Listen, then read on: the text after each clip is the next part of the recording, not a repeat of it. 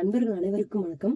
நமது வேலை வழிகாட்டி சேனல்ல வழக்காடல் துறையில அலுவலக உதவியாளருக்கான நேர்முக தேர்வு விரைவில் நடைபெறப் போகிறது.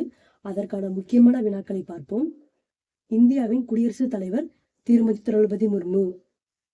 இந்திய உச்சநீதிமன்ற தலைமை நீதிபதி திரு B.R. கவாய்.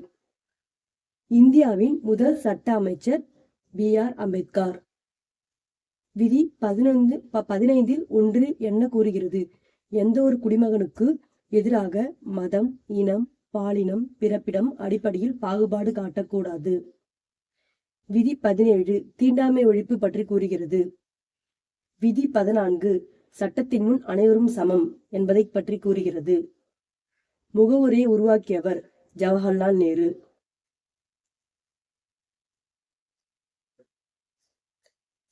அடிப்படை உரிமைகள் மொத்தம் எத்தனை? 6.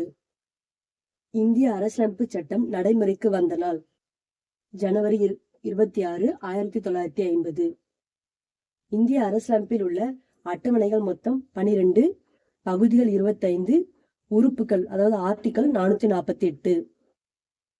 இந்திய அரசியலமைப்பு தினம் எப்போது அனுசரிக்கப்படுகிறது? நவம்பர் 26.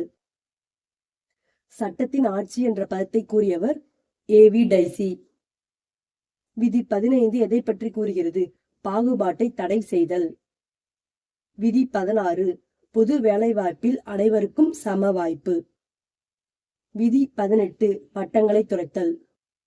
இந்த மாதிரி டெய்லி நம்ம முக்கியமான வீடியோஸ் பார்க்கலாம். சப்போர்ட் பண்ணுங்க. தேங்க்யூ.